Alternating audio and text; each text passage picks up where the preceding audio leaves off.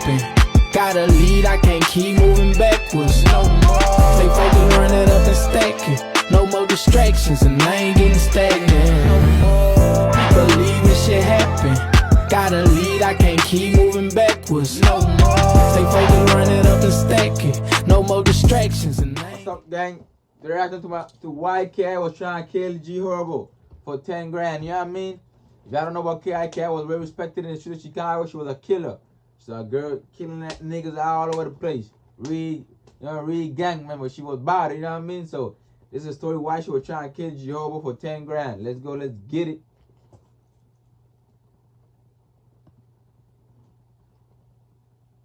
K.I. was one of the most fierce shooters in Chirac history, but many don't know that she once almost murked G Herbo. Let's take a closer look at what happened. Jakara Barnes was a teenage girl who earned a reputation for being a feared gang member and respected shooter in the city of Chicago. Right. She was exposed to gun violence at a young age when her father and brother were killed. She later moved to the Charles City neighborhood where she started getting cool with the GDs who lived there. One of those GDs was Tuka, who was from the STL EBT set and lived in the area.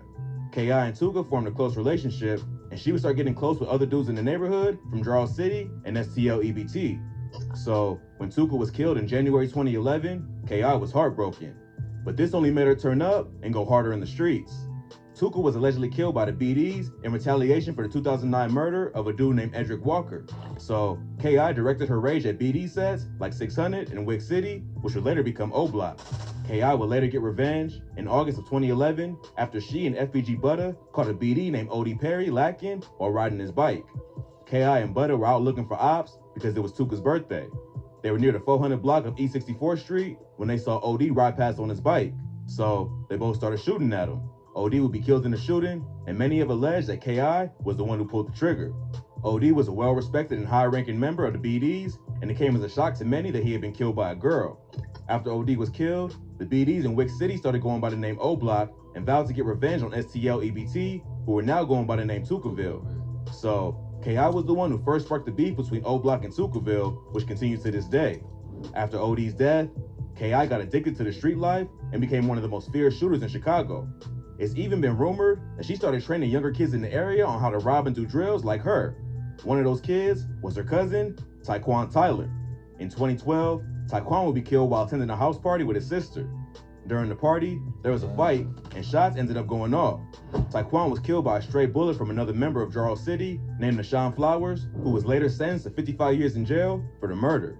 K.I. was also there that night and saw Taekwon get killed.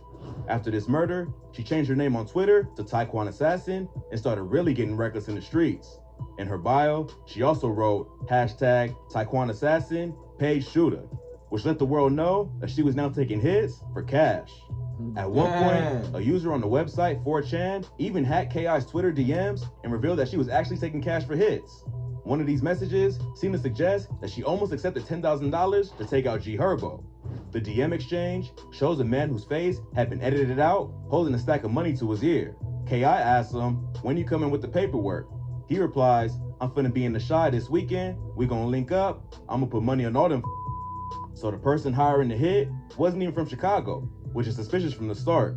The conversation continues with K.I. saying, "Okay, cool, hit me up. I don't f around, fam. Know you heard about them twins." The dude responds by saying, "Hell yeah, y'all motherfuckers made O-Block, took OD off the map." So clearly, the dude ordering the hit knows about K.I.'s reputation and can tell that she's serious about the hit. After that, K.I. gets a little sketched out and tells the dude to delete the DMs because the cops are onto her. He tells her it's all good and he'll hit her line when he's in the city. That's when K.I. drops the bombshell and says, "10K for Lil Herb up front." So K.I. was really agreeing to take out one of Chicago's most respected rappers for 10 grand. G Herbo, also known as Lil Herb, is a rapper from the South Shore neighborhood of Chicago. As a teenager, Herb became affiliated with the No Limit Muskegon Boys gang, who were made up of renegade sets of the GDs and Black Peace Stones. Herb and his childhood friend Lil Bibby were originally members of a renegade stone set called No Limit. They later formed an alliance with the renegade set of the GDs called the Muskegon Boys. Together, they formed NLMB, which stood for No Limit Muskegon Boys, or Never Leave My Brothers Behind. So being made up of two renegade sets from larger, more powerful gangs in the city, NLMB was beefing with pretty much everybody. Their main ops were Lakeside, KTS, Black Mob, No Limit, Death Row, and many others. but they were not known to be for STL EBT. NLMB is based on the east side, and STL is based on the south side. Right. So they never had any real reason to be. NLMB did have problems with Jarl City, which is maybe the reason why KI was willing to do the hit on G Herbo, but it doesn't explain who was behind the messages. Before blowing up as a rapper, Herb had a lot of enemies in the streets. His main beef was with a GD set called KTS, which had two popular rappers, KTS Vaughn and KTS Dre. The beef between NLMB and KTS goes way back to 2008 with the murder of a dude named Lil Pez. Lil Pez was affiliated with members of KTS, and he was allegedly killed by a member of NLMB, so they've been at war ever since. The dude behind it. Hey, Chicago got a whole lot of gang. LMNB, TDK, KS, all kind of shit. God damn. I know it's hard to be living in Chirac. God damn it. Hey, you might get popped for even walking through the store. You know what I mean? Damn. Hit may have been affiliated with one of Herb's ops, like KTS. But the fact that he said he was only going to be in the Chi for the weekend makes it seem like he was from out of town. Plus, if he was gang affiliated, he should be able to do the hit himself. G Herbo and Lil Bibby first started to blow up in August 2012 with the track Kill Shit. The conversation between KI and his mystery man likely would have taken place right around the time that Herb was building a buzz in the music industry. So, maybe the person that beefed with Herb for reasons that had nothing to do with the gang and decided to hit up one of Chicago's most famous shooters to handle the problem.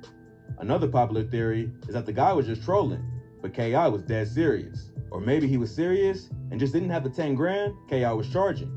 The hit clearly never took place because G Herbo was still alive. There are also a few other rumors to explain why KI never went through with the hit. Maybe KI got spooked and felt like the guy messaging her was working with the police.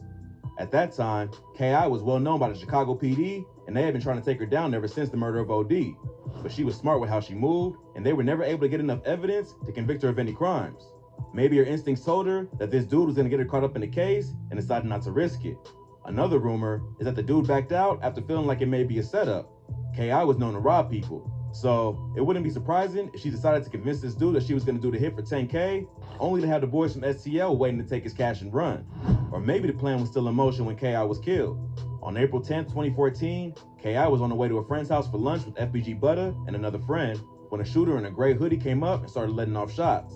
KI had recently revealed her location on social media, which turned out to be a big mistake. Chief Keef's cousin Blood Money was recently murdered, and rumors were going around that KI was the shooter. So, when she revealed her location, the BDs decided to get revenge. KI was shot 9 times in the neck, jaw, and chest, and was later pronounced dead at just 17 years old.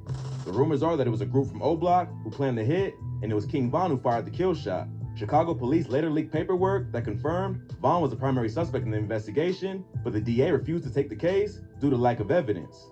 In just a few short years, KI earned a reputation as one of the most respected gang members in the city.